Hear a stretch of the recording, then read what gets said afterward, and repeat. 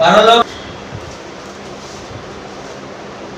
లూకాసు సువార్త 23వ అధ్యాయం 34వ వచనం చదువుకుందాం. యేసు తండ్రి మీరేమి చేయుచున్నారో వీరు ఎరుగరు గనుక వీరిని క్షమించమని చెప్పాను.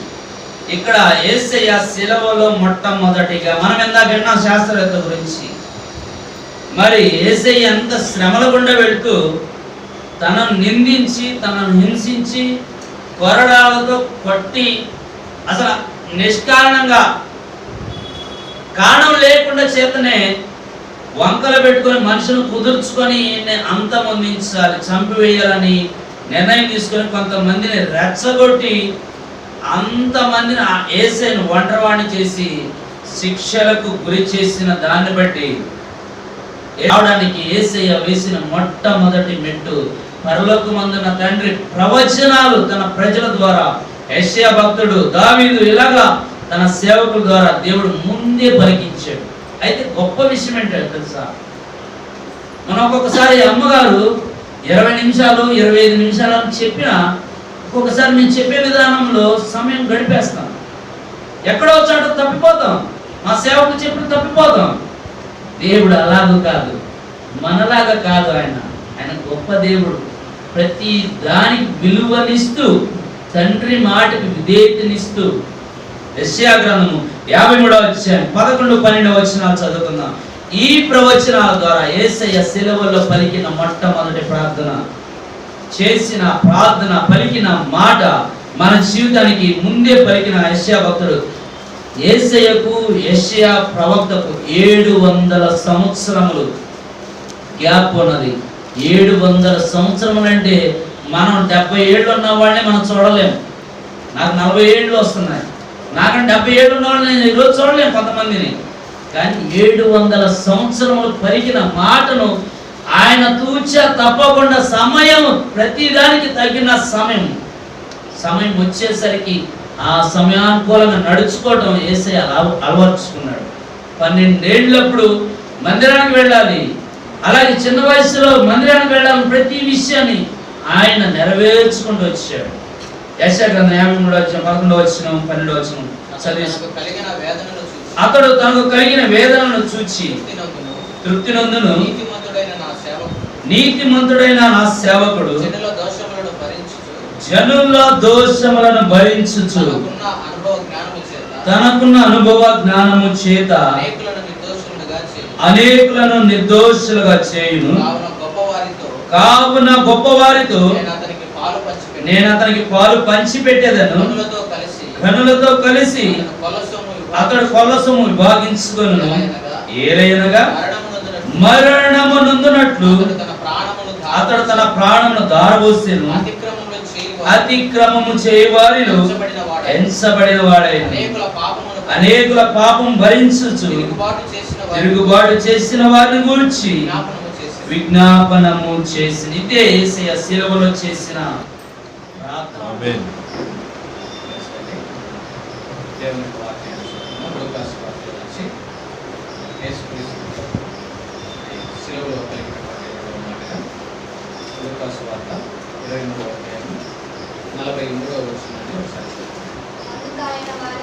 అందుకు ఆయన వారితో, నేడు నీవు నాతో కూడా పరదేశులో ఉందని నిశ్చయముగా నీతో చెప్పుచున్నాను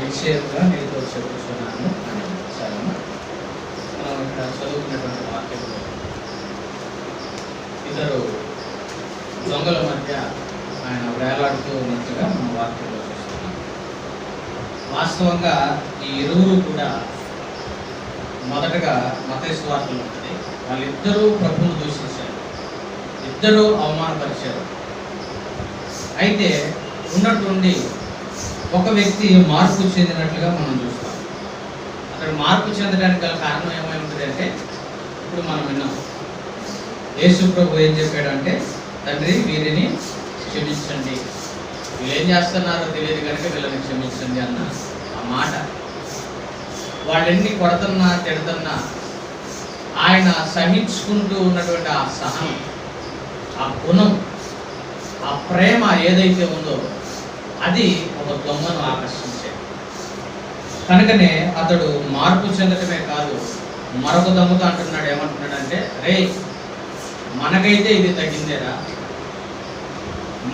మనం చేసిన దాన్ని బట్టి ఈ శిక్ష మనకు తగ్గిందే, కానీ ఆయనలో ఏ దోషము లేదు, ఆయనకి ఈ శిక్ష అసలు తగదు అని ఆయన గురించి సాక్ష్యం ఇస్తూ అంటూ ఉన్నాడు. అయ్యా, నీ రాజ్యంలోనికి వచ్చినప్పుడు నన్ను జ్ఞాపకం చేసుకో అని చెప్పినట్లుగా ప్రభువు కూడా నేడే నీవు నాతో పాటు పరదేశంలో ఉంటావని చెప్పిన సందర్భాలను మనం విన్నాం. అయితే ప్రతిదీ మొదటగా మనం విన్నాం కదా, పేతురు రాసిన మొదటి పత్రిక 2వ అధ్యాయంలో దేవుడు ఏది చేసినా ఆయన అడుగు జాడలేదో మనం నడుచుకోవాలి. అందుకే మాదిరి ఉంచిపోయాడు. ఇందులో మాదిరి ఏముంది మనకి? ఆయన శిలువలో ఇద్దరు దొంగల మధ్య వేలాడుతున్నాడు. ప్రవచనం కూడా మనం చదువుకున్న యెషయా గ్రంథంలో అతిక్రమములు చేయు వారిలో ఆయన ఎంచబడిన వాడు. ఆయన అంటే ఆయన పరిశుద్ధుడైన దేవుడు అయినప్పటికీ, దేవుని కుమారుడు అయినప్పటికీ అతిక్రమములు చేసే వారి మధ్యలో ఉన్నాడు. ఆయన తనకంటే తక్కువ స్థాయిలో ఉన్న వాళ్ళ మధ్య ఆయన నిలబడి ఉన్నాడు. సాధారణంగా మనుషులు, మనమైతే క్రైస్తవులైనా సరే, వాళ్ళలో ఉన్న ఒక మంచి చెడ్డ గుణం ఏంటంటే, మంచి చెడ్డ గుణం ఎందుకంటున్నానంటే, మంచోళ్ళలాగే ఉంటారు కానీ అదొక దుర్గుణం వాళ్ళలో. గొప్ప వాళ్ళతో ఉండాలని కోరుకుంటారు. అయితే యేసు ప్రభువులో ఉన్న గుణం ఏంటో తెలుసా? ఆయన చెప్పాడు, నేను పాపులను పిలువవచ్చాను, పాపుల మధ్య స్నేహం చేయాలని, పాపులను మార్చాలని ఆయన కోరుకున్నాడు. అందుకే ఆయన మనలో ఒకని వంటి వాడు అయ్యాడని దేవుని యొక్క లేఖనాలు సెలవిస్తున్నాయి.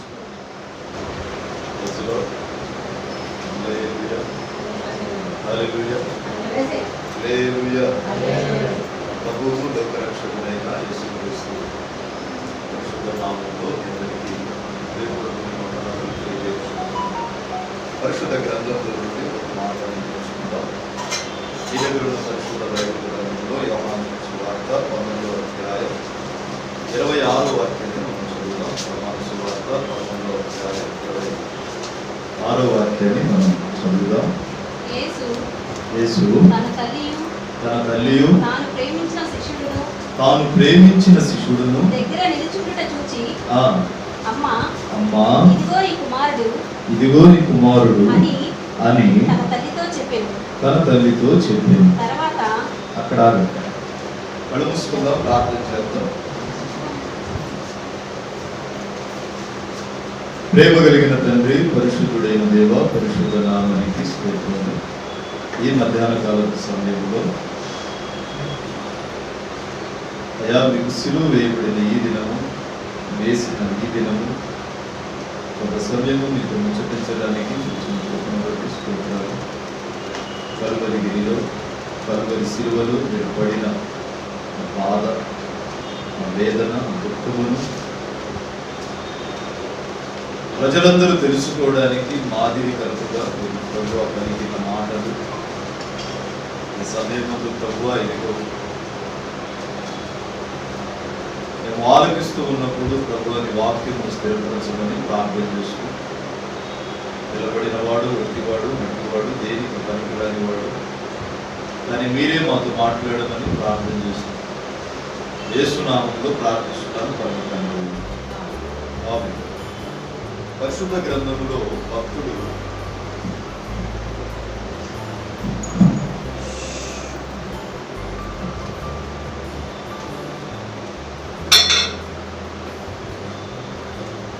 అమ్మా ఇదిగో నీ కుమారుడు శిష్యుడిని చూపించి, ఈమెయే నీ తల్లి.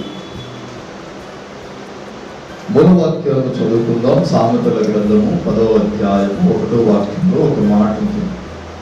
జ్ఞానము గల కుమారుడు తల్లిదండ్రులను ఏం చేస్తాడంటే, సంతోషపరుస్తాడు. జ్ఞానము కలిగిన కుమారుడు తల్లిదండ్రులను సంతోషపరుస్తాడు, ఆనందింపజేస్తాడు, వారిని అనునిత్యము కాపాడుకుంటూ ఉంటాడు. ఇక్కడ యేసుక్రీస్తు ప్రభువు కూడా, నేను వెళ్ళిపోతున్నాను కదా, వచ్చిన పనిని ముగించుకొని వెళ్ళిపోతున్నాను కదా అని ఆ తల్లిని ఒంటరి దానిగా చేశాడా? చేయలేదు. అలాగే నేను వెళ్ళిపోతున్నాను, ఒక శిష్యుడు ఉన్నాడు, అతన్ని ఒంటరి వాడిగా చేశాడా? చేయలేదు. చెప్తున్నాడు, అమ్మా ఇతడే నీ కుమారుడు, నేను పంపబడిన వాడినై వచ్చాను, చేశాను, తిరిగి వెళుతున్నాను. అయితే ఇతడే నీ కుమారుడు, అతన్ని పిలిచి ఈమెయే నీ తల్లి. జ్ఞానము కలిగిన కుమారుడు తల్లి సంతోషాన్ని కోరుకుంటాడు, తండ్రి సంతోషాన్ని కోరుకుంటాడు. ఇక్కడ ప్రభుల వారు చేసిన మొట్టమొదటి పని తన తల్లిని తండ్రిని సన్మానించాడు. ఈరోజు మన ఆధ్యాత్మిక జీవితంలో నీ తల్లిని నీ తండ్రిని సన్మానించే గుణము ఎంతవరకు పాటిస్తున్నావు?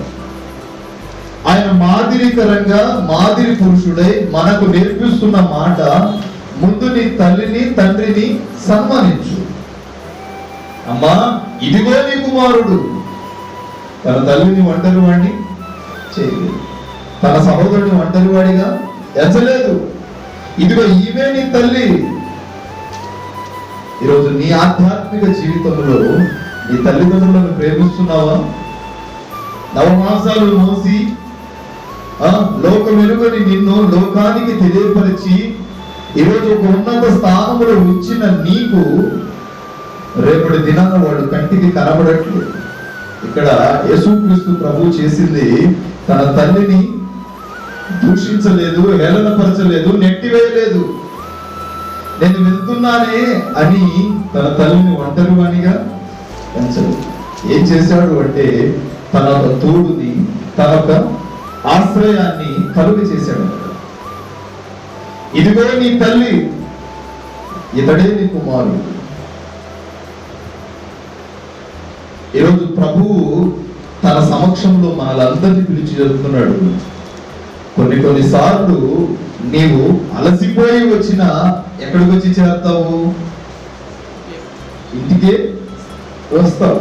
కాబట్టి నీకు ఒక ఆశ్రయపురం అనేది ఉండాలి. ఫస్ట్ మాటలో అంటాడు, తండ్రి వీరేమి చేయుచున్నారు, వీరు ఎరుగరు కనుక వీరిని క్షమించండి. నాయనా నేను నీ దగ్గరకు వస్తున్నాను, కానీ వీళ్ళు నన్ను చిత్రహింసలు పెడుతున్నారు, బాధ పెట్టారు, హేళన చేశారు, ఉమ్మి వేశారు, బాధ పెట్టారు. అయినను ఇతన్ని క్షమించండి, వీళ్ళని క్షమించండి. సాధారణంగా మన పిల్లల్ని ఎవరైనా కొట్టారనుకో, వాళ్ళ మీద మనం ఏం చేస్తాం? కొట్లాడతాం. వాళ్ళతో మనం ఏం చేస్తాం? గొడవ పెట్టుకుంటాం. కానీ ప్రభు ఏం చేశాడు? తన తండ్రిని కోరుకున్నాడు. ఈయనేం చేస్తున్నారో తెలియదు కానీ వీళ్ళందరినీ క్షమించండి. ఎంత తగ్గింపు గుణం అండి. ఈరోజు మందిరానికి వచ్చే నీ జీవితంలో, నా జీవితంలో, మన ఆధ్యాత్మిక జీవితంలో అనునిత్యము క్షమాపణ గుణం ఉండాలి. క్షమాపణను కోరుకున్న వాడే ఆధ్యాత్మికంగాను శారీరకంగాను దైవ భక్తిలో ముందంజలో ఉంటాడు. ప్రతి చిన్నదానికి సారీ క్షమించండి అంటాం కదా, ఊత పదం అని అంటారు చాలా మంది. ఊత పదం కాదు, క్షమించమని కోరుతున్నాం. క్షమించమని కోరేవాడే ధన్యుడు. ఈరోజు క్షమాపణ గుణం ఉందా? క్షమించబడ్డావా? నువ్వు క్షమించబడాలి అంటే నువ్వు ముందు ఎదుటి వ్యక్తిని క్షమించాలి. నువ్వు ఎదుటి వ్యక్తిని క్షమిస్తేనే అతడి చేత క్షమించబడు. ముందు మనము విత్తాలి, విత్తిన తర్వాత పంటను కోస్తాం. మనము క్షమించకుండా ఎదుటోడు మన దగ్గర క్షమాపణ పొందాలి అంటే ఎలా సాధ్యం? వాడు నన్ను క్షమించట్లేదు అంటే ముందు నువ్వు అతన్ని క్షమించావా? లేదు. నువ్వు ముందు అతన్ని క్షమిస్తేనే అతని విషయంలో నువ్వు క్షమింపబడతావు. క్షమించకుండా మనం క్షమాపణ గుణాన్ని కలిగి ఉండకుండా మన జీవితాలు ప్రభువుకు దూరంగాను లోకానికి దగ్గరగా పెట్టుకొని ఈరోజు ఎంత తప్పు చేస్తున్నాము. కాబట్టి ఇంచుమించు 9 గంటల నుండి మధ్యాహ్నం 3 గంటల సమయంలో యేసుక్రీస్తు ప్రభు పలికిన మాటలు ఏంటో తెలుసా? అయ్యో నేను వీళ్ళ మధ్య ఎంత తిరిగినా, వీళ్ళతో పాటు ఎంతగా జీవించినా వీళ్ళలో మాత్రము ఏం లేదు, చలనం లేదు. కాబట్టి ఈ చివరి సమయంలోనైనా, ఈ చివరి గడియలోనైనా కొన్ని మాటలు వీళ్ళకి తెలియజేద్దామని ఆయన మరణాక్రాంతుడై మరణానికి దగ్గరవుతున్నా సరే నీ గురించి, నీ రక్షణ గురించి ఆలోచించాడు. నీ గురించి, నీ కుటుంబం గురించి ఆలోచించాడు. నీ గురించి, నీ ఆలోచనలను మారటానికి ఆలోచించి చెప్తున్నాడు, అయ్యో దేవా, వీళ్ళు చేసిన తప్పుకు వీళ్ళని క్షమిస్తావేమో, వీళ్ళని క్షమించవు, వీళ్ళని శిక్షిస్తావేమో, వీళ్ళని క్షమించమని తన తండ్రిని వేడుకున్నాడు. అంటే అప్పటిదాకా తన చేతుల్లో ఉన్న అధికారము తండ్రి దగ్గరికి, నా కొడుకు నా దగ్గరకు వచ్చేస్తున్నాడని నేనేం చేస్తాను, వాళ్ళని దండిస్తానేమో, గర్జిస్తానేమోనని ఇతడు తన తండ్రిని కోరుకుంటున్నాడు. ఏమని? వీడు చేసింది తప్పైనా సరే వీళ్ళని క్షమించండి. రెండవదిగా ఏమన్నాడు? నేడు నీవు నాతో కూడా పరదేశులో ఉంటావు. రక్షింపబడిన నీవు గాని, రక్షణ పొందడానికి ఆలోచిస్తున్న నీవు గాని, ప్రభు ఏం చెప్తున్నాడు? నేడు నీవు నాతో కూడా పరదేశులో ఉండాలి.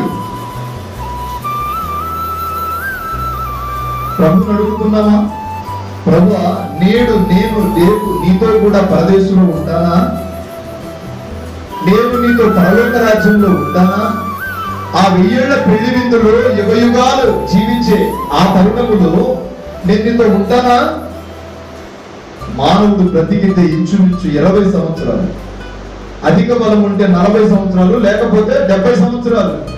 ఏదో ఒక రోజు అతడి లోకాన్ని విడిచి వెళ్ళాల్సిందే. ఈ 20 సంవత్సరాల్లోనే వీడికి అనేకమైన రోగాలు వస్తాయి. వీడి నడిచే నటనకి ఎన్నో శోధనలు వస్తాయి. ఈ శోధనలు భరించలేక వీడు చనిపోతాడు. చనిపోక మునుపే ఇతడు రక్షణ పొందాడా? లోకంలో తప్పు చేశావు, పరలోకంలో కూడా తప్పు చేయాలని ఆశపడుతున్నాడు. లోకంలో తప్పు చేసినప్పుడు పాప ఊపిలో కూరుకుపోయావు. పరలోకానికి వెళ్ళినప్పుడు బగ్గబగ్గం అంటే అగ్నిగుండంలో పడి నీ ఆత్మ కాలిపోతూ ఉన్నప్పుడు, అయ్యో నాకెవరు చెప్పలేదయ్యా అని అంటావా? అంటావు. అదేంటో ఇక్కడే మనకు మాదిరిగా పెట్టాడు. ఏమని తెలుసా? నేడు నీవు నీ రాజ్యములకు వెళ్ళినప్పుడు నన్ను కూడా జ్ఞాపకం పెట్టుకోవా? ఎంత సౌమ్యంగా అడిగాడండి. అంటే ఆ దొంగకు తెలుసు, రేపటి దినాన మేము ఆయన రాజ్యానికి వెళ్ళినప్పుడు ఇక్కడ మేము దండిస్తే అక్కడ దండిస్తాడనా ఏంటి? అంతేనా? ఇక్కడ అతన్ని మేము దండించాము, అతని మీద అబద్ధపు సాక్ష్యములు చెప్పాము, అతన్ని ఉమ్మేశాము.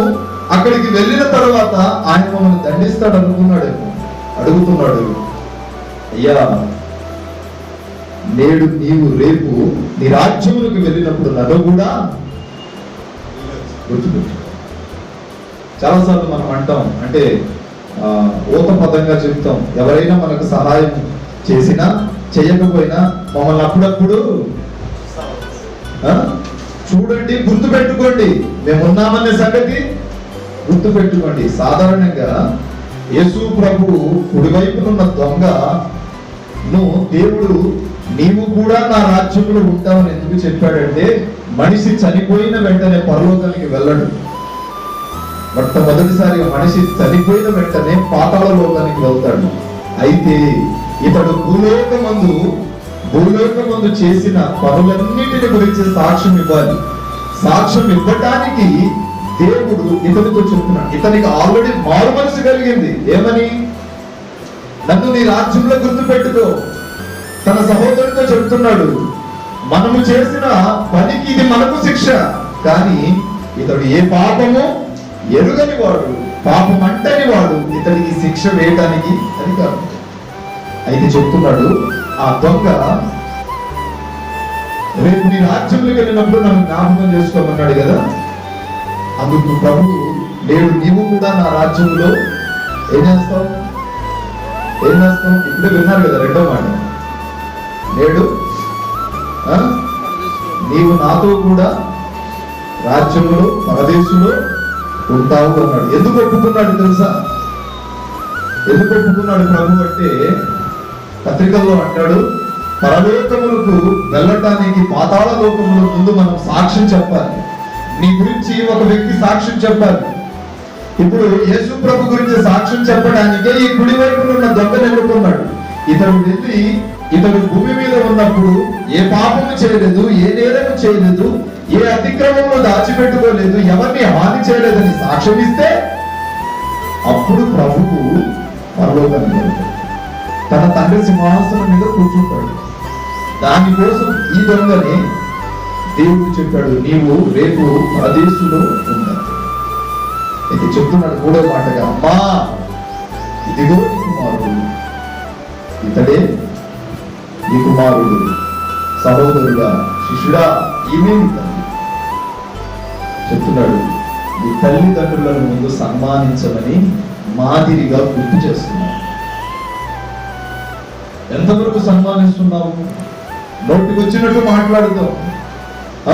కొంతమంది అయితే వాళ్ళు బరువైపోయారని ఓల్డేజ్ హోమ్స్ లో కూడా పెట్టేస్తారు. కానీ యేసుక్రీస్తు ప్రభువు మాదిరి పురుషుడు కాబట్టి ఆయన చూపిస్తున్నాడు, వాడు మీకు బరువైపోయారా? నా తల్లి నాకు బరువు కాలేదు, నేను నా తల్లికి ఒక ఆదరణ ఇచ్చి వెళ్తున్నానని తన శిష్యుడిని తన తల్లి దగ్గర చేర్చి, తన తల్లిని శిష్యుడి దగ్గరికి చేర్చి వెళ్ళాడు. చెప్తున్నాడు, నీ తల్లిని తండ్రిని సన్మానించు. నిర్గమకాండంలో ఉంటుంది చూసారా? నిర్గమకాండం 20వ అధ్యాయం 12వ వాక్యంలో అంటాడు, నీ తల్లిని నీ తండ్రిని సన్మానించు. నీ తల్లిని నీ తండ్రిని నువ్వు సన్మానించినప్పుడు ప్రేమ అన్నిటినీ ఏం చేస్తుంది? సహిస్తుంది. దయ అన్నిటినీ చూపుతుంది అందరి మీద. ఎప్పుడు నీ తల్లిని తండ్రిని సన్మానించినప్పుడు అందరు నిన్ను ప్రేమిస్తారు. ప్రేమ అన్నిటినీ సహిస్తుంది. అందరూ నీ మీద దయ చూపుతారు. నిర్గమ 20:12 చూద్దాం ఒకసారి. నిర్గమకాండం 12వ అధ్యాయం 20వ అధ్యాయం 12వ వాక్యం. నీ దేవుడైన యెహోవా నీకు అనుగ్రహించు దేశములో అసలు నీవు దీర్ఘాయుష్మంతుడిగా ఉండాలంటే నీ తండ్రిని నీ తల్లిని సన్మానించు. ఇప్పుడు యేసు ప్రభు తన తల్లిని సన్మానించాడా? తన తల్లిని శిష్యుడి దగ్గర సన్మానించాడు. శిష్యుడిని జనులందరి ఎదుట సన్మానించాడు. ఏమన్నాడు? నీ తల్లిని నీ తండ్రిని సన్మానించు. ప్రవచన వాక్యాన్ని చూద్దాం. లూకాసు వార్త 3వ అధ్యాయం 35వ వాక్యం. వెలి అయిన యేసయ్యా, బలి అయిన యేసయ్యా, నిలువెల్ల నలిగితివా, నీవెంతో అలసితివా. సిలువలో ఆ సిలువలో ఆ ఘోర కల్వరిలో పుదువల మధ్యలో వేలాడిన యేసయ్యా, ఆ పులువల మధ్యలో వేలాడిన యేసయ్యా. చదువు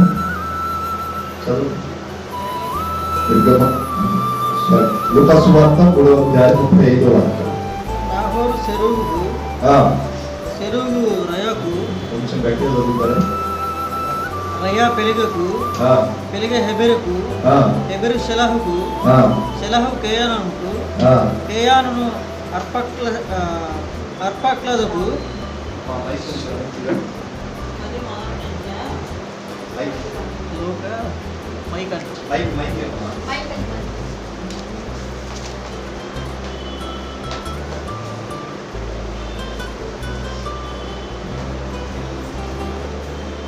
నాహోరు సెరుగుకు, సెరుగు రయుకు, రయు పెలగుకు, పెలగు హెబెరుకు, హెబెరు షెలహుకు, షెలహు కేయినానుకు, కేయినాను అర్పక్లదుకు, అర్పక్షదు షేముకు, షేము నోవాహుకు, నోవాహు లెముకుకు, లెముకు మెతుషుల మెతుషలాకు, మెతుషల హానోకుకు, హానోకు ఏరేదుకు, కిందటి దాకా వెళ్తే ఆదాము దేవునికి కుమారుడు అని వస్తుంది. కిందటి దాకా వెళ్తే అంటే యేసుక్రీస్తు ఎవరి కుమారుడు? దేవుని కుమారుడే. ముందు తన చేతులతో కుమారుడిని సృజించుకున్నాడు. ఈడు పాపం చేస్తుంటే, ఈడు మాట తప్పుతుంటే, ఈడు మాట వినకపోతే అతడే కుమారుడి రూపంలో భూమి మీదకి వచ్చాడు. అయితే అక్కడ దాకా బాగానే ఉంది. ఆ తరువాత వీళ్ళందరూ చేసుకున్న పాప పరిహారార్థంగా ఆయన కలువరి శిలువను ఎక్కడం జరిగింది. కలువరి శిలువను తన ప్రాణం పెట్టక ముందు చెప్తున్నాడు, ఇదిగో ఇలా తరము వయసుగా వీరు కుమారుడుగా ప్రవచన వాక్యము చెప్తున్నాడు, నెరవేర్చబడింది.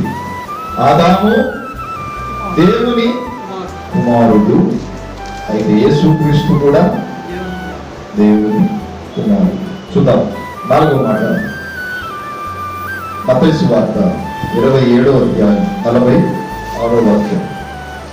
మత్తయి సువార్త 27:46.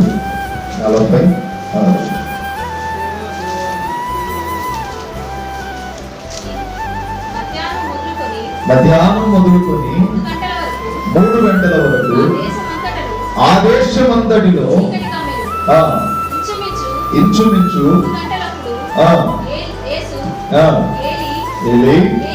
ఏలీ లాబా సమక్తా అని హల్లెలూయా. 3 మాటలు ఎప్పుడు దాకా జరిగింది? మధ్యాహ్నం దాకా జరిగింది. 3 మాటల తర్వాత 4వ మాట మధ్యాహ్నం నుంచి 3 గంటల సమయంలో జరిగింది. అంటున్నాడు ఏలీ ఏలీ లాబా, దాన్ని ఏమంటారు? నా దేవా నా దేవా నన్నెందుకు విడిచావు, నా చెయ్యెందుకు విడిచావని బిగ్గరగా కేక వేస్తున్నాడు. మిట్ట మధ్యాహ్నము 12 నుంచి 3 గంటల సమయంలో బాగా చీకటి కమ్మింది అంటే అసలు ఆశ్చర్యం కదా. చీకటి కమ్మిద్దా? కమ్మిద్దా అంటున్నా. కానీ చీకటి చెప్తున్నాడు కదా, నా దేవా నా చెయ్యెందుకు విడిచిపెట్టావు? దగ్గరగా కేకలు వేస్తున్నాడు. మనుషుల ఆశ్రయం లేదు. అప్పటి వరకు తన తండ్రి ఆశ్రయము అతనికి తోడుగా ఉన్నా అది విడిచిపెట్టిన వెంటనే తనకు అర్థమైపోయింది, చుట్టూ చీకటి కమ్మేసింది. నా తండ్రి నా చెయ్యి విడిచిపెట్టేసింది. దేవా నా చెయ్యెందుకు విడిచిపెట్టావు? సాధారణంగా చాలా సార్లు మనము మన ఆధ్యాత్మిక జీవితంలో శ్రమలు, కష్టాలు, బాధలు, ఇబ్బందులు, అవమానాలు కలిగినప్పుడు వచ్చి చేసే మొట్టమొదటి ప్రార్థన, ప్రభువా నా చెయ్యెందుకు విడిచిపెట్టావు? అడగమా? నా చెయ్యెందుకు విడిచిపెట్టావు? ఏం తప్పు చేస్తే నా చెయ్యి విడిచిపెట్టావు? దానికి మాదిరిగా ప్రభువు నీకు గుర్తుండాలని ఈ మాట కలిగాడు. కొన్నిసార్లు మనము చేసే అతిక్రమములను బట్టి, మనం చేసే తప్పుడు నిర్ణయాలను బట్టి, నడకలను బట్టి, ఆలోచనలు బట్టి నీ దగ్గరున్న ఆత్మ నిన్ను విడిచి వెళ్ళిపోతుంది. వెళ్తుందా? ఉండిద్దా? అప్పటిదాకా ఆశీర్వాదాలు వచ్చిన నీ కుటుంబంలో శోధన ప్రారంభం అవుతున్నప్పుడు నీవు మెలుకోగలిగిన దానివైతే ప్రభువు పాదాల సన్నిధికి వచ్చి, ప్రభువా నా చెయ్యెందుకు విడిచిపెట్టావు అని అడుగుతూ, మెలుకువ లేని దానివైతే అలాగే నెట్టుకుంటూ వెళ్ళిపోతావు. మొట్టమొదటిసారి ప్రారంభంలో 5% ఉంటావు. రోజు రోజుకి అది 100% అవుతుంది. ఇంకా నిన్ను ఆ శ్రమంలో నుండి బయటికి రానివ్వడు ఎవడు? సాతానుడు. చెప్తున్నాడు, నా దేవా నా చెయ్యెందుకు విడిచితివి? ఏ రోజైనా మందలో నుంచి త్రప్పిపోయినప్పుడు, మందలో నుంచి బయటికి వెళ్ళిపోయినప్పుడు, మందలో నుండి నీవు చీలిపోయినప్పుడు, ప్రభువా నా చెయ్యెందుకు విడిచావు, నా చెయ్యెందుకు విడిచిపెట్టావు అని ఏనాడైనా ప్రార్థన చేశావా? తన తండ్రిని ప్రార్థన చేసుకుంటున్నాడు, అరుస్తున్నాడు, కేకలు వేస్తున్నాడు, అయ్యో దేవా నా జీవితం విడిచిపెట్టావు. దేవుని హస్తం నీకు తోడుగా ఉంటేనే నీవు జీవితంలో విజయోత్సవాలతో ఉంటావు.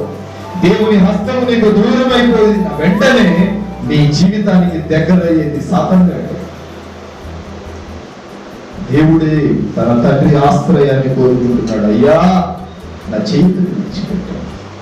మరి నీకు ఆ ఆలోచన రావట్లేదా? అనుకుంటున్నావు నాతో నా దేవుడు ఉన్నాడని, నీతో నీ దేవుడు ఉన్నాడని అంటూనే పాపపు ఊపిలో పుట్టిపెట్టులాడుతున్నావు. కానీ బైబిల్ చెప్తుంది నీవు నడుస్తూ ఉన్నప్పుడు నీ వేదికలలో దైవ హస్తము అనేది చెప్తున్నాడు. ఎబ్రీ పత్రిక 18వ అధ్యాయం 13వ అధ్యాయం 5వ వాక్యం.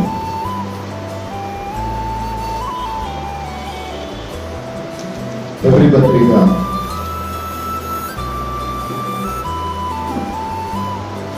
13వ అధ్యాయం 5వ వాక్యం. ధనాపేక్ష లేని వారే చదవండి. ధనాపేక్ష లేని వారే మీకు కలిగిన వాటితో తృప్తి పొంది ఉండి నిన్ను ఏ మాత్రము విడువను, నిన్ను ఎడబాయనని ఆయనే చెప్పాను కదా. కాబట్టి ప్రభువు నాకు సహాయము, నేను భయపడను, ధర మాత్రం నాకేమి చేయగలరు. శ్రమను సహించాడు, కలిగిన శ్రమను సహించి, బాధను సహించి ఆయన శ్రమ దినమును కూడా చెప్తున్నాడు. నేను విడువను ఎడబాయనన్న మాట నువ్వు చెప్పితివి కదా. శ్రమ కలిగినప్పుడు, బాధ కలిగినప్పుడు నువ్వు చెప్పవలసిన మాట ఇదిగో, శ్రమను సహించాలి కానీ, శ్రమను జయించాలి కానీ ఆయనకు దూరంగా వెళ్ళిపోకూడదని చెప్తున్నాడు. ఆయన చెప్తున్నాడు, నేను నిన్ను విడవను ఎడబాయను. నేను నిన్ను విడిచిపెట్టడానికి నేను నీలా మనిషిని కాదు, నేను సర్వ శక్తి కలిగిన దేవుడు, నేను విడవను ఎడబాయను చెప్తున్నాడు. మత్తయి సువార్త 10:22 అంతము వరకు సహించువాడే ఎవరు? ధన్యుడు. శ్రమ కలిగింది, యేసు ప్రభు అంతటి వాడే శ్రమను సహించాడు. యేసు ప్రభువే శ్రమను సహించి లోబడ్డాడు. మరి నీకు కలిగిన శ్రమలను సహించుకోలేకపోతున్నావు, నీకు కలిగిన సమస్యలను, శోధనలను నీవు జయించలేకపోతున్నావు. శ్రమ, బాధలు కలిగాయా? వాటన్నిటిని మనం జయించాలి, అంతము వరకు జయించాలి. అంతము వరకు జయించినప్పుడే నీకు ఆశీర్వాదము కిరీటము పరలోకమందు ప్రభు ఉంచి ఉన్నాడు. యేసుక్రీస్తు ప్రభు అంతము వరకు శ్రమను జయించాడు. జయించిన తర్వాత సహించాడు. సహించిన తర్వాత పరలోకమందు ఆయన ఆరోహణుడై సింహాసనీయుడై కూర్చున్నాడు. సహించిన వారమైతే ఆయనతో కూడా ఉంటాము, సహించలేని వారమైతే ఆయనకు దూరంగా వెళ్ళిపోతాము. నేను చెప్తుంది తిమోతి 2వ పత్రిక 2:12 నీవు సహించిన వాడవైతే ఆయనతో కూడా ఉంటావు, సహింపు తనను లేని వాడవైతే నీవు ఆయనకు దూరం అయిపోతావు. ఎఫెసీ 5:2 అంటాడు, యేసుక్రీస్తు దేవునికి బలిగాను అర్పణగాను అర్పింపుకోవాలి. యేసుక్రీస్తు ప్రభు దేవునికి బలిగా అర్పణగా అర్పించుకున్నాడు. ఈరోజు మందిరానికి వచ్చే నీవు పర్మనెంట్లీ టోటలీ నీవు ప్రభువుకు అర్పణగా అర్పించబడాలి. సగం మైండ్ ఇంటికాడ పెట్టి సగం మెదడు ఇక్కడ పెట్టావు అంటే నీ జీవితంలో ఆశీర్వాదం రానే రాదు. ఆయన దేవునికి బలిగా అర్పించుకున్నాడు, అర్పణగా కూడా తను తాను రిక్తునిగా చేసుకున్నాడు. మరి నువ్వు అర్పించుకున్నావు ప్రభువుకి.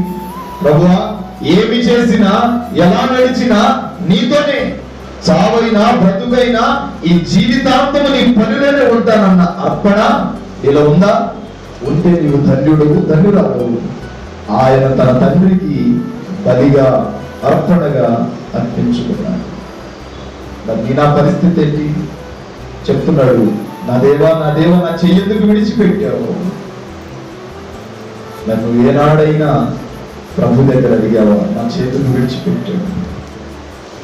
నీవెల్లప్పుడూ నా మని వినుచున్నావు అన్న నమ్మకం నాకు జ్ఞాపకంలో ఉన్నదని యోహాను సువార్తలో అంటాడు. అయితే దేవుడు బిడ్డలారా చెప్తున్నాడు, ఆయన అర్పింపుకున్న తర్వాత ఏం కలిగింది? శోధన సంభవించింది. నిన్ను నీవు ప్రభువుకు అప్పగించుకున్నప్పుడే శ్రమలు వస్తాయి నీకు. నిన్ను నీవు ప్రభువుకు బలిగా అర్పించుకున్నప్పుడు, అర్పణగా అర్పింపుకున్నప్పుడే నీ జీవితంలో శోధన వస్తుంది, సమస్య వస్తుంది. అది చూసి బెదిరిపోయి భయపడి వెనకడుగు వేశావు అంటే నీ జీవితం ఆటోమేటిక్ గా అక్కడితో ఆగిపోయినట్టే. అయితే ప్రవచన వాక్యాన్ని చూద్దాం. కీర్తన గ్రంథం 22:1 వాక్యాన్ని చూద్దాం. కీర్తన 22:1. నా దేవా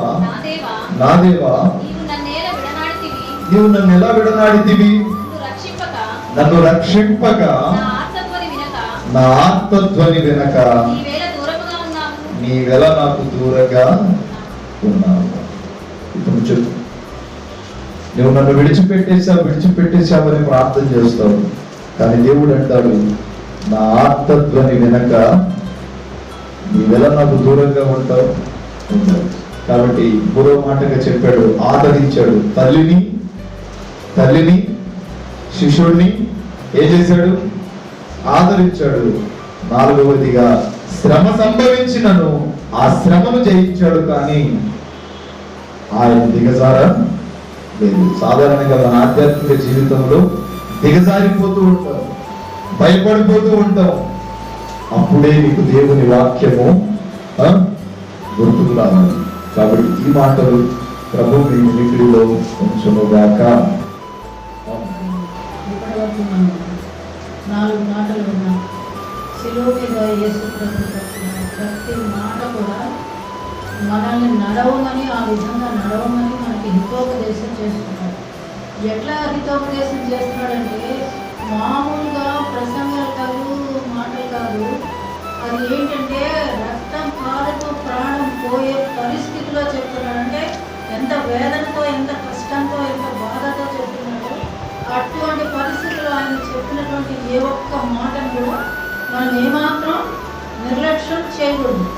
రోజు ఏదో ఎవరో మాట్లాడుతుంటే వింటున్నట్టుగా యథాలాపంగా ఈ చెవితో విని ఆ చెవితో వదిలేస్తే ఏమాత్రం ప్రయోజనం ఉండదు. కానీ ఈ మాటలు మాత్రం ఖచ్చితంగా మనస్సులోకి 100% తెచ్చుకొని 100% విధేయత కలిగి ఆ మాటకు విధేయత నీ జీవితంలో చూపిస్తేనే దాని యొక్క ఫలాన్ని పొందుతుంది. కాబట్టి మరి ఇప్పటివరకు ఎంతో చక్కగా దైవజనులు బాగా వివరించారు, చాలా సంతోషం. కాకపోతే ఈ మాట నాకు చాలా ఇష్టమైంది, నేను ఎక్కువగా ఇష్టపడతాను. ఏంటంటే యోహాను సువార్త 19వ అధ్యాయం 28వ వచనంలో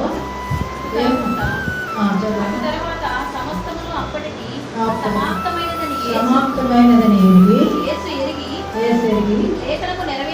లేఖనము నెరవేరినట్లు నేను దప్పికొనుచున్నాను అంటున్నాడు. ఆయన ఈ లోకానికి వచ్చాడు. దేనికి వచ్చాడంటే ఆయన ఆకలి కోసం, దప్పిక కోసం రాలేదు. మనం తిన్నట్లుగా ఆహారం తినడానికి, మనం తాగినట్లుగా ఏదో తాగి ఆనందపడి తృప్తి పడటానికైనా రాలేదు. ఆయన ఆహారం ఏంటి? దేవుని పని చేయడమే ఆయనకు ఆహారం. తర్వాత ఆత్మలను రక్షణలోనికి నడిపించడమే ఆయన దప్పిక. ఆయన దప్పిక తీర్చాలి. ఎవరైనా వచ్చి అమ్మ మంచినీళ్ళు అంటే ఖచ్చితంగా ఇవ్వాలి అని మనం ఇస్తాం. కానీ దేవాది దేవుడు మన దగ్గరికి వచ్చి నేను దప్పికొంచున్నాను అని అడుగుతున్నాడే, ఆయన మీద నీకు దయ రావడం లేదా? అయ్యో దేవుడు మనల్ని అడుగుతున్నాడే, ప్రాధాయపడుతున్నాడే, నేను దప్పికొన్నానని చెప్తున్నాడే అంటే ఏంటి దాని అర్థం? ఆయన దప్పి దేనికి కొన్నాడు? ఆత్మల కొరకు ఆయన దప్పికొని ఉన్నాడు. ఆయనకి మనం ఇచ్చే నీళ్ళు అవసరం లేదు. మరి సమరయ స్త్రీ దగ్గరికి వెళ్ళి నేను దప్పికొచ్చున్నానన్నప్పుడు, అయ్యో మేమిచ్చే నీళ్లు నువ్వెలా తాగుతావు, నేను ఇచ్చే నీళ్లు తాగితే నీకు ఇంకా దప్పిక ఉండదు అని చెప్పి అట్లా ఆయన ఇచ్చే దాహం మనకి తీరుతుంది. తర్వాత ఇక్కడ 44 యెషయా 44 అధ్యాయంలో కూడా ఇక్కడ ఏం చెప్తున్నాడంటే, నిన్ను సృష్టించి గర్భంలో నిన్ను నిర్మించి నీకు చేయవాడైన యెహోవా ఇలాగు సెలవిచ్చుచున్నాడు. ఆ సేవకుడైన యాకోబు నేను ఏర్పరచుకున్న యెషూరును భయపడకుము, నేను దప్పిగల వాని మీద నీళ్లను, ఎండిన భూమి మీద ప్రవాహ జలములను కుమ్మరించేదని అంటున్నాడు. ఇప్పుడు మనకి దప్పికైతేనంట ఆయన ప్రవాహ జలాలు కుమ్మరిస్తాడంట. అంటే మన దాహం తీరేంత వరకే కాదు, ఇంకా విపరీతంగా అయినా మనకి ఆ దాహాన్ని తీర్చుకోవడానికి మరి ఆ జలాల్ని, ఆ జీవ జలాల్ని ఆయన ఇస్తాడు. ఆయన ఇచ్చే జలము ఒట్టి జలం కాదు, జీవంతో నిండినటువంటి జలం. ఏంటదా జీవంతో నిండినటువంటి జలము? దేవుని యొక్క వాక్యమే. దేవుని వాక్యం మనకి అలా జీవ జలాల భూతతో మనల్ని నింపుతాడంట. ఒక సేవకుని కడుపులో నుంచి ఏమి ఊరుతాయని చెప్పాడు? జీవ జలముల బూట వాని కడుపులో నుండి పొర్లి పారుతుందని చెప్పాడు. జీవ జల నది వాని కడుపులో నుండి పొర్లి పారుతుంది అన్నాడు. మరి అది రావాలి అంటే ఏంటి, ఎలా వస్తుంది? దేవుని వాక్యాన్ని మనం చదవాలి, దేవుని వాక్యాన్ని మనం నేర్చుకోవాలి, వాక్యం ఏం చెప్తున్నది అనేది తెలుసుకోవాలి, ఆ ప్రకారంగా నడవడానికి ప్రయత్నం చేయాలి. ప్రతి క్రైస్తవుడు, ప్రతి రక్షింపబడిన వారు దేవుని వాక్యం శ్రద్ధగా వింటారు, శ్రద్ధగా చదువుతారు, శ్రద్ధగా నడవాలని కూడా ఆశపడతారు, 100% సక్సెస్ అవ్వాలని కూడా ఆశపడతారు. కానీ మనకు ఒక శత్రువు ఉన్నాడు, సాతాను మన యొక్క శత్రువు. మన ప్రక్కనే ఉండి ఎవరైతే పైకి వెళ్తున్నారో, ఎవరైతే ఆత్మలో వర్ధిల్లుతున్నారో వాళ్ళు ఎలా పడగొట్టాలా వాడిని అని చెప్పి ఏదో ఒకటి వాడికి తగిన రీతిగా పెట్టి వాడిని పడగొట్టారు. ఏంటంటే అది ప్రక్కన జరిగేది ఏంటంటే సాతాను యొక్క పని జరుగుతుంది. అందువల్ల నిజంగా దేవుల్లో ఎదిగి ఫలించాలి అనుకున్నటువంటి ప్రతివాడు కూడా పడిపోతున్నాడు. ఎందుకు పడిపోతున్నాడు? గట్టి పట్టు లేదు. కారణం ఏంటి? గట్టి పట్టు లేదు. పట్టుకోవడానికి నువ్వు ఒక ఆధారం గట్టిగా పెట్టుకుంటే నీకు పడవు, వాడు పడగొట్టినా నువ్వు పడవు. కానీ నువ్వు గట్టిగా ఉన్నట్లా, వాక్యంలో గట్టిగా పట్టుకోట్లా, వాక్యం మీద గట్టిగా నిలబట్టాలా, వాక్యానుసారంగా గట్టిగా జీవించటల్లా. అందువల్ల ప్రతి విషయంలో కూడాను కొంతవరకు నేనేదో ఉన్నానని తృప్తి పడుతున్నాను. కొంచెం చేసుకొని కొంచెం విని అబ్బా బాగా విన్నాం, ఇవాళ ఆదివారం గుడికి వెళ్ళొచ్చాం, గుడ్ ఫ్రైడే రోజు గుడికి వెళ్ళాం, వాక్యం విన్నాము, చాలామంది భాషలు చెప్పారు, చాలా బాగా చెప్పారు, అదే వస్తుంది. కానీ బయటికి వెళ్ళాక ఏం చెప్పారు, ఏం చెయ్యాలి అనేది గుర్తుకి రావడం. ఇప్పుడు దేవుడు ఏం చెప్తాడంటే నేను దప్పికొనుచున్నాను అంటున్నాడు. ఆయన చాలా దాహంతో ఉన్నాడంట. మరి ఆ దాహం తీర్చుతారా తీర్చరా? మీరు ఎలా తీర్చాలి? ఆయన దాహం ఎలా తీరుతుంది అంటున్నాడు? ఆత్మలు రక్షింపబడితేనే ఆయన దాహం తీరుతున్నాడు. రక్షింపబడని ఆత్మలు ఖచ్చితంగా రక్షింపబడాలి. ఏంటి? నీ ఆత్మ రక్షింపబడిందా? ఆయన దాహం నువ్వు తీర్చాలి అంటే నువ్వు రక్షింపబడాలి. నువ్వు రక్షణ పొందకుండా ఉండినట్లయితే నువ్వు రక్షింపబడాలి. అమ్మో రక్షింపబడితే చాలా కష్టం, అంత నీతిగా బ్రతకడం కష్టం, ఎక్కడైనా పడిపోతామేమో, ఎక్కడైనా పాపం జరుగుతుందేమో అని భయపడితే మన పుట్టినప్పుడు మనకు అన్నీ తెలుసా? పసి బిడ్డగా పుడుతున్నాం, మనకి ఏం తెలియదు, తల్లిదండ్రులు కాపాడుతున్నారు. అలాగే ప్రభువులో మనం పుట్టడం అన్నమాట, బాప్టిజం తీసుకోవడం, రక్షణ పొందడం. క్రీస్తులో మనం పుట్టినప్పుడు మనల్ని ఎవరు కాపాడతారు? ఆ క్రీస్తే నడిపిస్తారు. తల్లిదండ్రులు సలహాలు ఇస్తారు, సేవకులు సలహాలు ఇస్తారు. ఆ విధంగా వాక్యంలో స్థిరపడి బలపడి వాళ్ళు రక్షణ పొందాలి. రక్షణ పొందకపోతే, ప్రాణం పోతే ఏమవుతుంది? రేపు ప్రొద్దున యేసు ప్రభు దిగొస్తే వాళ్ళ పరిస్థితి ఏంటి? కాబట్టి దేవుడు దప్పికొంటున్నాను అని మన దగ్గరకు వచ్చి అంతగా ఆయన వాపోయి దుఃఖపడి, అది ఎక్కడ చెప్పాడు అన్నమాట? విడిగా చెప్పిన మాట కాదు ఇది విడిగా చెప్పిన మాట కాదు, సిలువ మీద ప్రాణం విడుస్తూ అంత సమాప్తం అయిపోయిందని ఎరిగి అయిపోయింది, ఆయన ప్రాణం పోయే పరిస్థితి వచ్చేసింది, అంతా అయిపోయింది. ఆ సమయంలో ఆయన ఏమంటున్నాడు? అంత సమాప్తమైనదని యేసు ఎరిగి లేఖనముల ప్రకారం ఇది నెరవేరినట్టు నేను దప్పికొనుచున్నాను అని చెప్పాడు. ఆ మాటకి మనం ఎంతో ప్రాముఖ్యత ఇవ్వవలసినటువంటి విషయం. ఒక ఆత్మ రక్షింపబడటం అంటే చిన్న విషయం కాదు. ఒక ఆత్మ రక్షింపబడితే ఎవరు సంతోషపడతారో తెలుసా? పరలోకమందున్న తండ్రి, పరలోకమందున్న దేవదూతల సమూహాలు అన్నీ సంతోషపడి ఆకాశంలో నుండి భూమి మీదకి ఒక పాపి రక్షింపబడ్డాడు, ఒక పాపి పవిత్రుడయ్యాడు, ఒక నరకంలో నుంచి ఒక ఆత్మ రక్షింపబడి స్వర్గం మన పరలోకానికి వస్తుందని వాళ్ళందరూ ఎంతో సంతోషపడతారు. అటువంటి శ్రేష్టమైనటువంటి రక్షణ కార్యక్రమం అంటే చిన్న విషయం కాదు. సంపాదించాలంటే కష్టం. నీకు చాట కాదులేయ, నువ్వు సంపాదించొద్దులేయ, చిన్నపిల్లాడు అని ఎవరన్నా అంటారా? అందరూ సంపాదించు అంటారు. కష్టపడితేనే వచ్చేది. రక్షణ పొందితేనే ఆ నడక కూడా రూట్ కూడా తెలుస్తుంది, లేకపోతే తెలియదు. భారం మోయకుండా ఎవడు పెద్దవాడు కాదు, కష్టపడకుండా ఎవడు పెద్దవాడు కాదు. ఏంటి మేలు పొందాలంటే కీడు అనుభవించకుండా ఒక్కసారి మేలు ఎవడు అనుభవించలేడు. కీడు అనుభవించాల్సిందే, కష్టం అనుభవించాల్సిందే, నష్టం అనుభవించాల్సిందే, అన్ని లోకంలో ఉన్న అన్ని బాధలు కూడా పడాల్సిందే. శ్రమలు అంటే ఏంటంటే శ్రమలు సింహాసనం మీదకి తీసుకెళ్తాయట. శ్రమలు ఎక్కడికి తీసుకెళ్తాయి? నాకు ఎక్కువ శ్రమలు వచ్చినాయి, నేను ఇన్ని శ్రమలు పడుతున్నాను, నాకే ఒక్కదానికి ఎందుకు వచ్చినాయి, నాకే ఒక్కడికే ఎందుకు చెప్పడు. కాబట్టి ఆయన మాట ఎవరైతే వింటారో వారు ఏంటి, వాళ్ళు ఏమవుతారు? ఆయన మాట విన్నవారు ఎవరు? ధన్యులు. ఆయన మాట వింటే ధన్యత, ఆయన మాట వినకపోతే ధన్యత కాదు. కాబట్టి ఎవ్వరూ కూడా మాట్లాడేటప్పుడు మనం ఏం మాట్లాడుతున్నాము, ఇది యోగ్యకరమైందా, యోగ్యత కాదా, మంచిగా కాదా, దీనివల్ల వీళ్ళకి మేలు జరుగుతుందా, కీడు జరుగుతుందా అని యోచించి మనం చేయాలి. మన ఇష్టం కాదు, మన ఆలోచన కాదు, మన దేవుని ఇష్టానికి మనం ప్రాధాన్యత ఇచ్చినట్లయితే మనందరి మాటలు మారిపోతాయి. దేవుని ఇష్టానికే కనుక మనం ప్రాధాన్యత ఇచ్చామనుకో, ఒకరిని అనవసరంగా నొప్పించొద్దు అంటున్నాడు. ఒకవేళ నేను నొప్పించిన వాళ్ళని క్షమించి అంటున్నాడు. ఒకవేళ నీకు బాధ కలిగించిన వాళ్ళని దీవించి అంటున్నాడు. కానీ నువ్వు బాధ కలిగించు వాళ్ళని అట్లా దేవుడు చెప్తాడు. మరి క్షమించకుండా ఉండు అని కూడా చెప్తాడు. కాబట్టి అట్టి రీతిని నేను దప్పిగొనుచున్నాను అన్నాడు.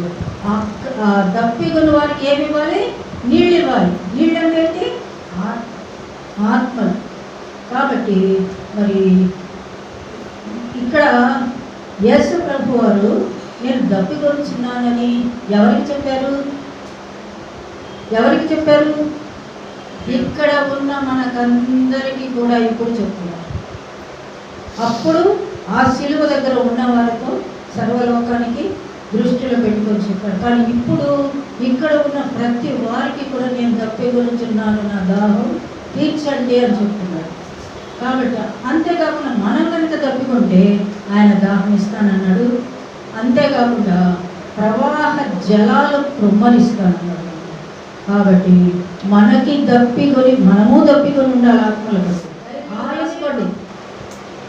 అర్థమైందా? మీరు రక్షణ పొందినా సరే పొందకపోయినా సరే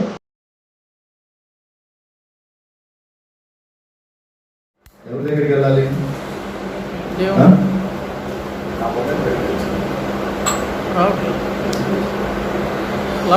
ఎవరైనా తప్పిక కొనిన ఎడల వాళ్ళు ఎవరి దగ్గరికి వెళ్ళాలి? నా యొద్దకి రావాలి. ఆ తర్వాత అంటాడు, పరలోకములో తప్పిక అనేది ఉంటుందా? దాహం ఉంటుందా? ఆకలేసిద్దా? కాబట్టి బైబిల్ చెప్తుంది, ఇదిగో నేను తప్పిక కొని ఉన్నాను. ఎందుకు? మీరందరూ మార్పు చెందట్లేదని, మీరందరూ మారు మనసు పొందట్లేదని, మీరందరూ నా దగ్గరికి రావట్లేదని నేను తప్పిక కొని ఉన్నాను. అదే నా దాహం. ఏంటంట? అదే నా దాహం. నేనేదో తప్పిక కొనుచున్నాను అంటే లీటర్ వాటర్ తాగడం కాదు. నా తప్పిక అది కాదు. ఎన్నో ఆత్మలు నశించి నరకానికి పోతున్నాయి, అవి నా దగ్గరికి రావట్లేదు. అందుకు మీరు సువార్త చెప్పట్లేదు. అదే నా దాహం. దేవుని దాహం అనేది అదే. చూద్దాం, ఆరో మాట చూద్దాం. పరిశుద్ధ గ్రంథములు సమాప్తమైనది, దాన్ని సాధించాను అంటారు. ఏంటి? సాధించాను. ఏదైనా పని చేసిన తర్వాత ఏమంటాం? నేను దీన్ని సాధించాను, ఇక ఇది సమాప్తమైంది, ఈ పని నేను పూర్తి చేశాను. నెహెమ్యా అంటాడు, ఇదిగో నేను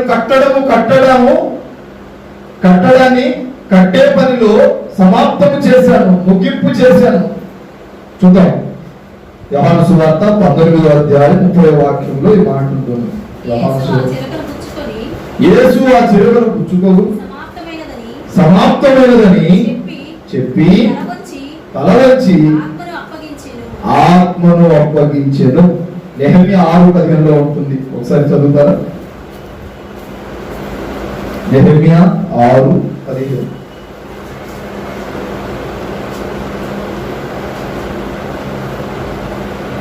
నెహెమ్యా 6:15. ప్రాకారము కట్టుట నేను పూర్తి చేశాను అంటాడు ఆయన అక్కడ. ఏంటంట? నీవు విత్తనము విత్తుదువు గాని, నీవు విత్తనాన్ని విత్తుదువు గాని కొయ్యకయుందు, ఒలివ పండ్లను ద్రాక్ష పండ్లను త్రొక్కుదువు గాని, తైలము పూసుకొనయు ద్రాక్షారసము పానము చేయకయుందు.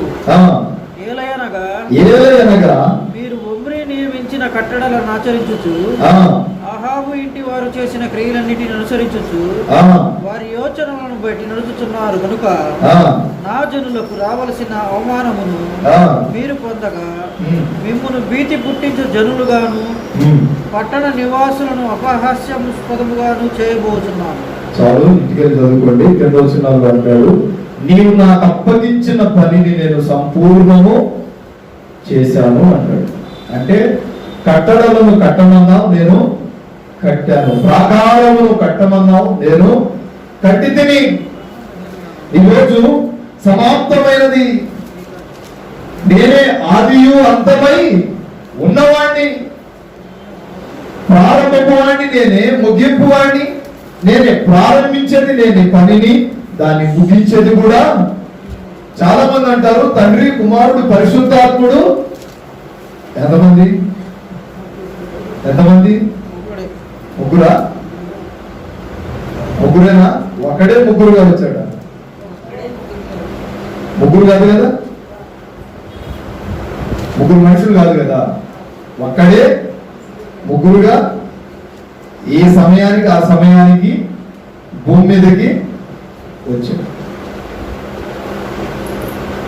అయితే చెప్తున్నాడు, ప్రారంభించాను నేను ఈ పనిని, ఇంతటితో నేను వచ్చిన పని ముగించబడింది, ఇక ఇది సమాప్తమైనది.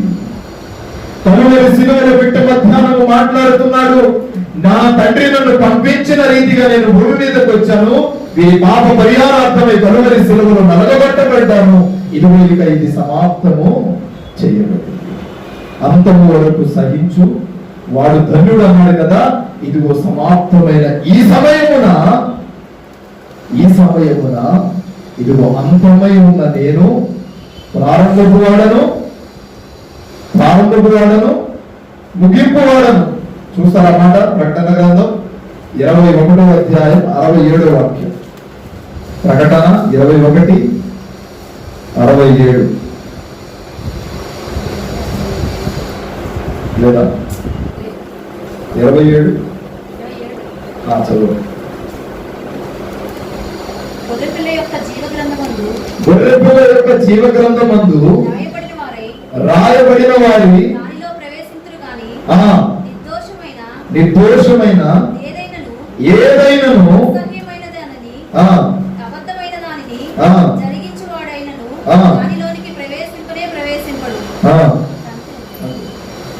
చెప్తున్నాడు కదా, అంతము నేనే, ప్రారంభము నేనే, ముగింపు నేనే. యోహాను 17:4 అంట, నీవు నాకు ఇచ్చిన పని నేను సంపూర్ణముగా ఏం చేశాను? ముగించాను. 17:4 ఏమంటాడు? నీవు నాకు ఇచ్చిన పని సంపూర్ణముగా యేసు ప్రభు మనందరికీ ఒక పని ఇచ్చాడు. దాన్ని ముగించామా? అసలు చేస్తున్నామా? చేస్తున్నామా? ఏం పని అప్పగించాడు? అయ్యో, సువార్త నేను ప్రకటించని ఎడల నాకేం కలుగుతుంది? శ్రమ కలుగుతుంది. పాస్టర్ గారికి చెప్పట్లా. పాస్టర్ గారు సువార్త సేవ చేయడం కాదు. పాస్టర్ గారి వంతు పాస్టర్ గారు చేసుకుంటూ వెళ్తున్నారు. కానీ దేవుడు చెప్తున్నాడు, అయ్యో నేను సువార్త ప్రకటించని ఎడల అది నాకు, అంటే అందరూ చేయాలి. దైవ సేవకుడు ఒక్కడేనా? అందరూ చేయాలి. అక్కడ ఏం చెప్పాడు? నేను అన్నాడు. ఒక్కడిగా సేవకుడని కానీ పరిచారకుడని కానీ మెన్షన్ చేయాల, అందరూ చేయాలి. అయ్యో, ఎవరికి వాళ్ళు అనుకోవాలంట, నేను సువార్త ప్రకటించకపోతే అది నాకు శ్రమ. అయితే దేవుడు నాకు అప్పగించిన పనిని నేను సంపూర్ణముగా ముగించి తిని అంటాడు యోహాను సువార్త. ఇప్పుడు దేవుడు నీకు ఒక పని అప్పగించాడు. ప్రార్థన చేయడమా? చేస్తున్నావా లేదా? వాక్యం చెప్పడమా? చెప్తున్నావా? దేవుడు నీకు సువార్త చెప్పమన్నాడా? మరి దాన్ని ఏ విధంగా ముగించే ప్రయత్నంలో ఉన్నావు? బైబిల్లో నేను ధర్మశాస్త్రాన్ని నెరవేర్చడానికే భూమి మీదకి వచ్చానంటాడు ప్రభువు. నేను ధర్మశాస్త్రాన్ని నెరవేర్చడానికే ఈ భూమి మీదకి వచ్చింది. మత్తయి సువార్త 5:17 ప్రకారము నేను ధర్మశాస్త్రమును నెరవేర్చుటకే భూమి మీదకి వచ్చాను. నేను నెరవేర్చి మరలా వెళ్తున్నాను, తిరిగి మరలా వస్తాను. వచ్చినప్పుడు ఈసారి గొర్రె పిల్లలాగా వచ్చాను, ఇప్పుడు వస్తే కొదమ సింహమే వస్తాను. ఇక మాటలు ఉండవు, మాట్లాడుకుంటారు అంతకంటే ఉండవు. ఎందుకంటే మీ కొరకు నేను నలగగొట్టబడ్డాను. మిట్ట మధ్యాహ్నం ఆ ఎండలో 2 నిమిషాలు నిలబడలేవు. కానీ ఆ ఎండలో ఇంచుమించు 9 గంటల నుండి మధ్యాహ్నం 3 గంటల వరకు యేసుక్రీస్తు ప్రభువుని బలి పశువుగా నిలబెట్టాము. బలి పశువుగా నిలబెట్టాము. అది చేతులకు కాళ్ళకు మేకులు కొట్టి నీ కొరకు ఆయన తన జీవితాన్ని పతనం చేసుకున్నాడు. నీ కొరకు ఆయన తన ప్రాణాన్ని పెట్టేశాడు. నీ కొరకు ఆయన బలైపోయాడు. 9 గంటల నుండి మధ్యాహ్నం 3 గంటల వరకు. ఎన్ని గంటలు? 6 గంటల? 7 గంటల? వేసుకోండి ఒకసారి. 7 గంటలే కదా మరి. 6 గంటలకి 7 గంటల సేపు మిట్ట మధ్యాహ్నం ఆ ఎండలో నీ కొడుకు నలిగిపోయాడు. ఎందుకోసం? అంత అవసరం ఏంటి? సహజంగా నీ కొరకు నీ తల్లిదండ్రులు కానీ, నీ బంధువులు కానీ, మిత్రులు కానీ, తోబుట్టువులు కానీ, నీ పిల్లలు కానీ చనిపోరు. కానీ నీ కొరకు కలువరి శిలువలో యాతన పెట్టబడ్డాడు. ఇదే విలువైన ప్రేమ. ఇక్కడ చెప్తున్నాడు, ఇక సమాప్తమైంది. నేను వచ్చిన పనిని, నా కర్తవ్యాన్ని నేను ముగించాను. చూద్దాం ప్రవచన నెరవేర్పు మాట. కీర్తన 22:31. వారు వచ్చి ఆయన ఇది చేసినని పుట్టబో ప్రజలకు ప్రైజ్ లార్డ్. వారు వచ్చి ఆయన ఇది చేసినని పుట్టబోయే మనకే దేన్ని తెలియజేశారు? ఆయన అలా చేశాడని, ఆయన నీ కొరకు నరగబట్టబడ్డాడని, యాతన పెట్టబడ్డాడని, శిలువ వేయబడ్డాడని, నీ కొరకు నా కొరకు ఆయన బలి అయ్యాడని తెలియజేశాడంట. తెలియజేశామా? తెలిసిందా లేదా? చెప్తున్నాం కదా ఇప్పుడే. ఇది ప్రవచనము నెరవేర్చబడింది. ఆయన వచ్చాడు, యాతన పెట్టబడ్డాడు, నలగబట్టబడ్డాడు, ఎవరు భరించలేనంతగా భరించాడు. చివరిగా 7వ మాట. చాలాసేపు కూర్చున్నాను, ఒక్కరు ముగిస్తాను. 7వ మాట మళ్ళీ రేపు ఎల్లుండి ఆరాధన ఉంది. చూద్దాం. లూకాసు వార్త 23:46 వాక్యం. అప్పుడు యేసు గొప్ప శబ్దముతో కేక వేసి, తండ్రి నీ చేతికి నా ఆత్మను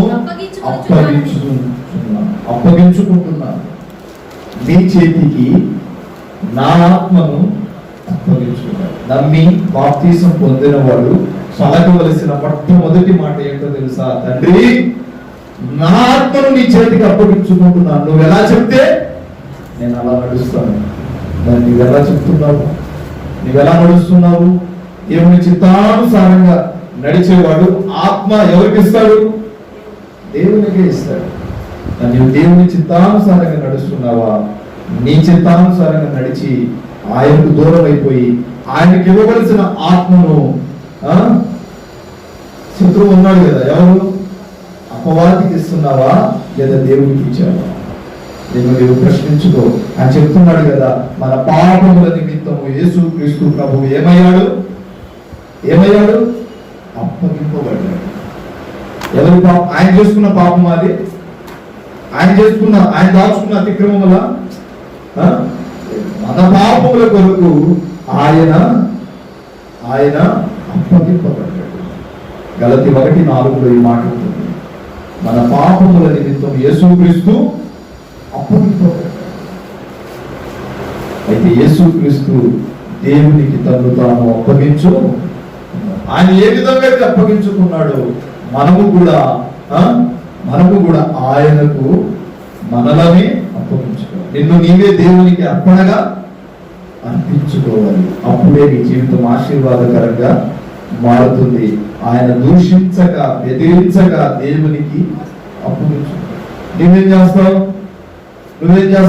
దూషిస్తావు, బెదిరిస్తావు. నువ్వు నా జీవితంలో కార్యం చేస్తేనే నేను నీ దగ్గరకు వస్తానని ఆయన దగ్గరికి ఆయనతో ముచ్చట్లు పెడతావు. ఇది కాదు. యేసుక్రీస్తు ప్రభు తన తండ్రికి తన ఆత్మను అప్పగించేటప్పుడు దూషించలేదు, బెదిరించలేదు. తను తాను తగ్గించుకొని తన ఆత్మను అప్పగించుకున్నాడు. ఈరోజు నీ పరిస్థితి, నా పరిస్థితి కలువరి సిలువలో ఈనాడు దేవుడు నీ కొరకు పతనమైపోయాడు అంటే ఈరోజు నీ కొరకు ఎంతగా ప్రేమిస్తున్నాడు, నిన్నంతగా ప్రేమిస్తున్నాడు. నువ్వెలా ఉండాలని ఆయన ఆశ కలిగి ఉన్నాడు, ఎలా ఉండాలని ఆలోచన చేస్తున్నాడు. గుర్తుపెట్టుకో.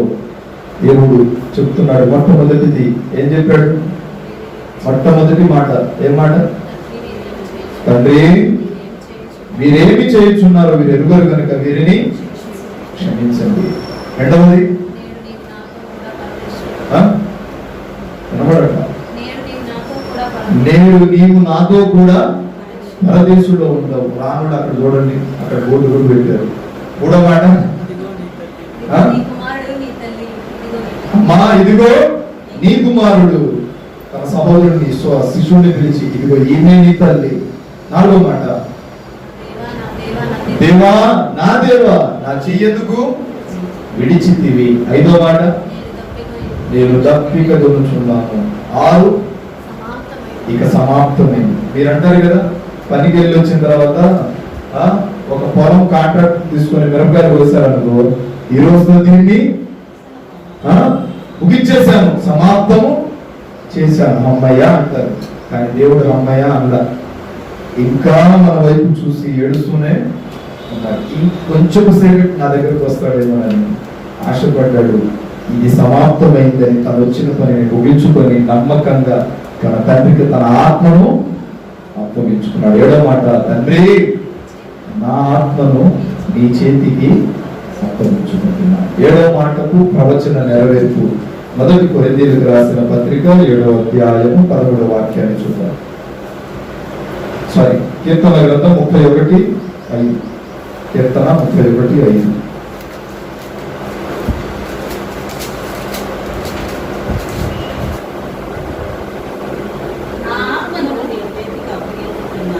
నా ఆత్మను నీ చేతికి అప్పగించుకొనుచున్నాను.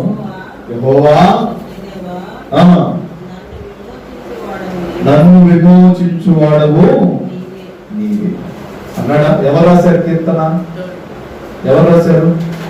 దావీదు అంటున్నాడు, యెహోవా దేవా నన్ను విమోచించువాడవు నీవే, నా ఆత్మను నీకు అప్పగించుకొనుచున్నాను. నీవు కూడా ఈ ప్రార్థన చేస్తే దేవుడు నీ జీవితంలో, నీ కుటుంబంలో తన ఆశీర్వాదాలు ఈ దినమున శుభముగా కలుగ చేయను గనక ఆమె ఆమె చెప్పమంటారా? ఆపమంటారా? చెప్పమంటారా? చెప్పడం అయితే 3:30 దాకా చెప్తాను. మీ మైండ్లోని వినట్లేదని నాకు అర్థమైంది. కానీ ఆపేది నేను కూడా.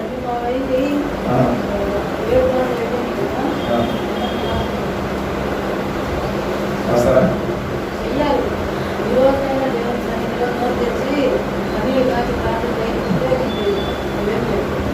ఆదివారం ప్రార్థన వస్తున్నా కానీ మనసారా ఎవరో ప్రార్థన చేయాలి. సమయం అంతా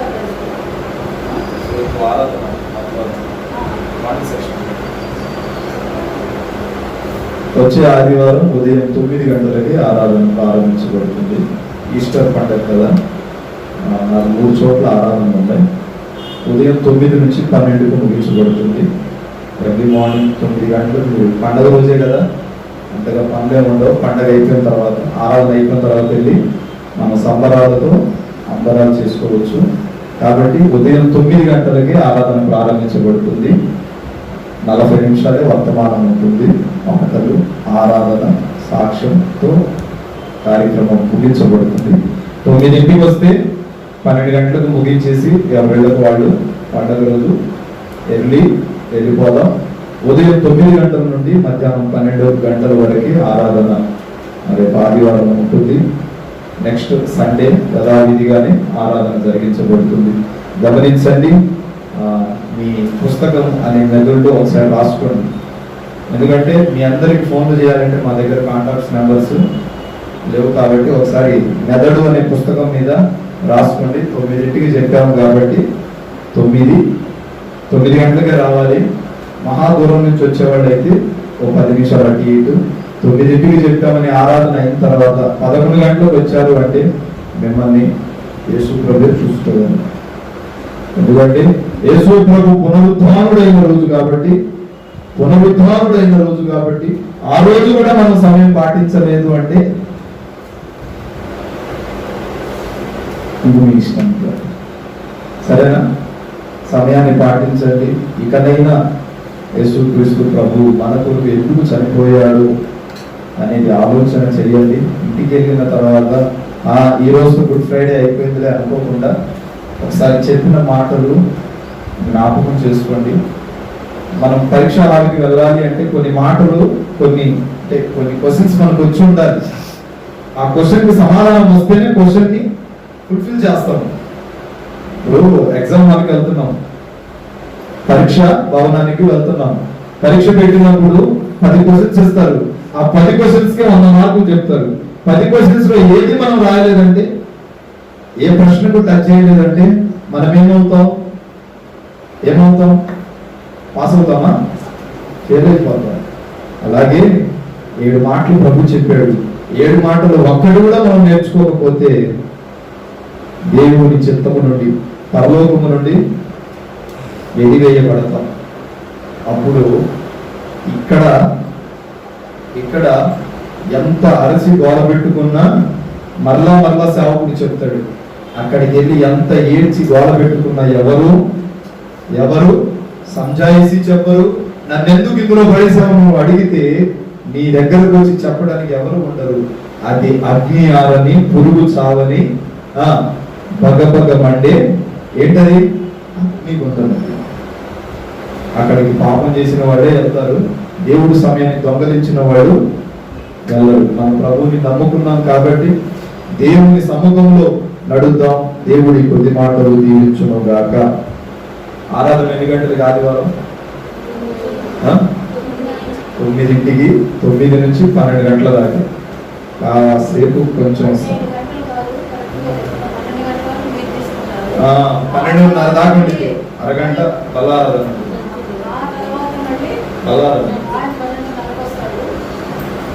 ముందే వస్తాడు. 12:10, 12:15 అన్న వస్తాడు. 12:30 కన్నా కంప్లీట్ చేస్తాడు. పండగ రోజే ముందే వస్తాడు. గమనించండి. అంతే. వాళ్ళకి 12 గంటలు